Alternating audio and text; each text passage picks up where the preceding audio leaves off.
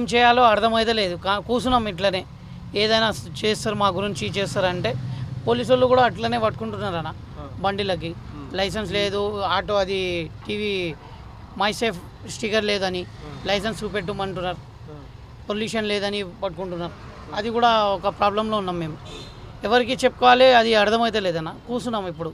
మరి ఎట్లా మీ పూట ఎట్లా గడుస్తుంది? మీ పరిస్థితి ఎట్లుంది? మీ పిల్లలు చదివించుకున్నాడు, మీ ఇల్లు కిరాయి సొంతమా? కిరాయి ఇల్లు అన్న. కిరాయి ఇల్లు. పిల్లలు చదువుకుంటున్నారా? ఒక్క పిల్లలు ఉన్నాడు అన్న, ముగ్గురు ఉన్నారు కానీ చిన్నవి ఉన్నారు. ఒక్కటి అయితే పోతుండే ఇప్పుడు స్కూల్కి. ఓకే. డిస్ట్రిక్ట్ ఆటో కూడా వచ్చింది కదన్న.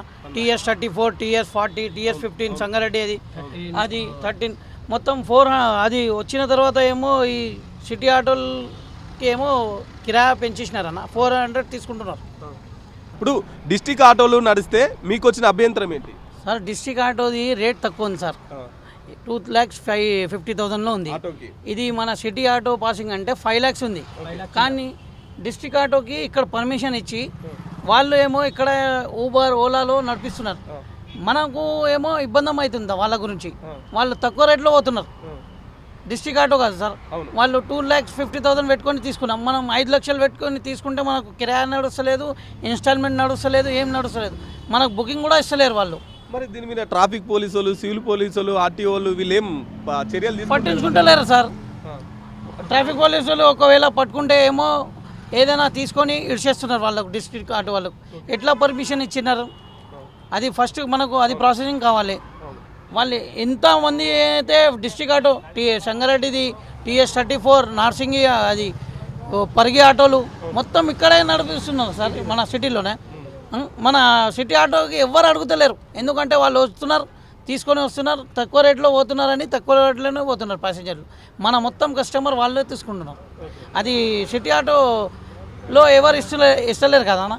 మనకు ఏమో డిస్ట్రిక్ట్ ఆటోలో వాళ్ళు ఇవ్వాలి సార్, డిస్ట్రిక్ట్ వాళ్ళు ఇవి ఇవ్వాలి వాళ్ళకు. ఓలా ఊబర్లో వాళ్ళ దగ్గర పెట్టుకొని ఇవ్వాలి.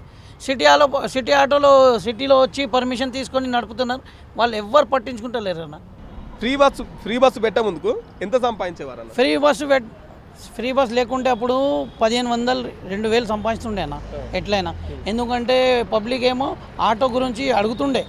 ఇప్పుడు ఎక్కడైనా మనం చూసినామనుకో బస్ స్టాప్లో అందరేమో బస్ గురించే వెయిట్ చేస్తున్నారు.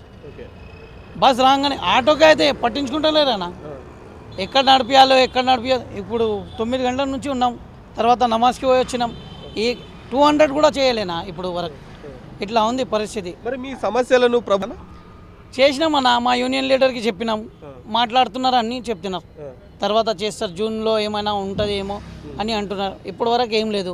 మే అన్నారు, మే కూడా పోతుంది, జూన్లో ఏమైనా చేస్తారేమో అని ఆశలో ఉన్నాం మేము కూడా. ఓకే.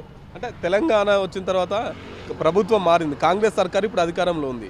ఈ సర్కార్లో మీకేమన్నా మంచి జరుగుతుందనే అభిప్రాయం అట్లా మీకేమన్నా ఉందా అన్న? ఉండే అన్న, మంచిగా జరుగుతుందని ఉండే మాకు. కానీ ఇప్పుడు వరకు అయితే రేవంత్ రెడ్డి ఏమో ఏం చేస్తలేరు మా గురించి.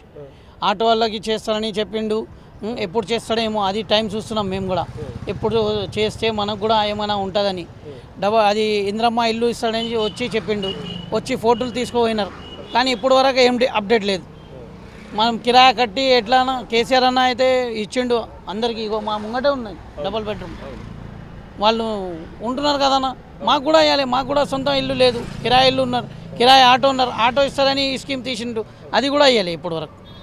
ఫ్రీ బస్సు మీరు ఉంచాలంటారా, తీసేయాలంటారా? తర్వాత ఒకవేళ ఉంచితే ఎటువంటి ఆంక్షలు పెట్టి మీకు ఫ్రీ బస్సు పెడితే బాగుంటుందని మీరు అనుకుంటున్నారు? ఫ్రీ బస్ పెట్టొద్దన్న. ఫ్రీ బస్ పెడితే కూడా మినిమం 10 రూపీస్ అయితే పెట్టాలి. మొత్తంకి ఫ్రీ పెడితే అది మామిడికాయ వచ్చింది కదన్నా, మామిడికాయ సీజన్, మ్యాంగో సీజన్ వచ్చింది. జనాలు ఏమో బస్సులో పోయి మామిడికాయలు వస్తున్నారు ఫ్రీలో, కిరాయి లేదు ఏం లేదని. ఇట్లా నడుస్తుంది. ఆటోకి ఎవరు అడుగుతారన్నా? మామిడికాయలు కొనడానికి ఫ్రీ బస్సు ఉపయోగిస్తున్నారు, పోయి వస్తున్నారు.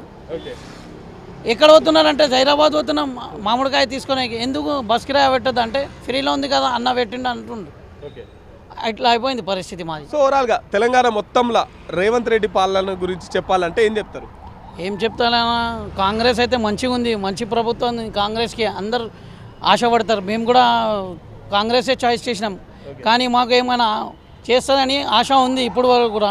చేస్తాడా చేయడో దేవుడికి తెలుసు. అది చేస్తే మంచిదన్న. ఎందుకంటే ఆ టైంలో రాజీవ్ గాంధీ పీరియడ్లో ఏమో మంచిగా చేసినారు కాంగ్రెస్ వాళ్ళు. మా అన్న ఉండే జనార్దన్ రెడ్డి సాబ్ మంచిగా చేసినారు ఎమ్మెల్యే. కానీ ఇప్పుడు వరకు ఏమో మా ఎమ్మెల్యే ఇప్పుడు వరకు మా ఇంటి దగ్గర కూడా రాలే గెలిచిన తర్వాత. ఎవరు మీ ఎమ్మెల్యే ఎవరు? దానం నాగేందర్ సార్. దానం నాగేందర్. ఓకే. ఏమన్నా ఎలక్షన్స్ ఉంటేనే మాకు పిలుస్తారు సార్, ఎలక్షన్ లేకుంటే ఎవరు పిలవరు మాకు. 10 ఏళ్ళు పరిపాలించిన కేసీఆర్ సర్కార్ బాగుందా, ఇప్పుడున్న రేవంత్ రెడ్డి సర్కార్ బాగుందా? ఇప్పుడు కేసీఆర్ ఉండే బాగుంది అన్న. రేవంత్ రెడ్డి అన్న ఏమైనా బాగా చేస్తాడేమో అని అనుకుంటున్నాం. ఇప్పుడు వరకు అయితే ఏం చేయలే. ఒకవేళ మాకు చేసినాం అనుకో మేము కూడా రేవంత్ రెడ్డి అన్న బాగున్నానని చెప్తాం. కానీ ఇప్పుడు వరకు మాకు ఏం చేస్తలేరు. ఆటో గురించి ఏం చేస్తలేరు, పైసలు ఇస్తారని ఏం చేస్తలేరు. అది రాజీవ్ యువ స్కీమ్ కూడా తీసిండు, అది కూడా ఏం అప్డేట్ లేదన్న. మేము కూడా వేసి వచ్చినాం కానీ ఇప్పుడు వరకు ఏం అప్డేటే లేదు మాకు. ఇప్పుడు మీ గురించి రేవంత్ రెడ్డికి చెప్పాలంటే ఏం చెప్తావు ఒక మాటలో?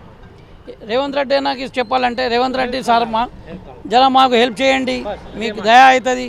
ఎందుకంటే మేము కాంగ్రెస్కి ఎప్పుడు ఇడవలేం, కాంగ్రెసే అనుకుంటాం కానీ ఇప్పుడు వరకు ఇడవలేం.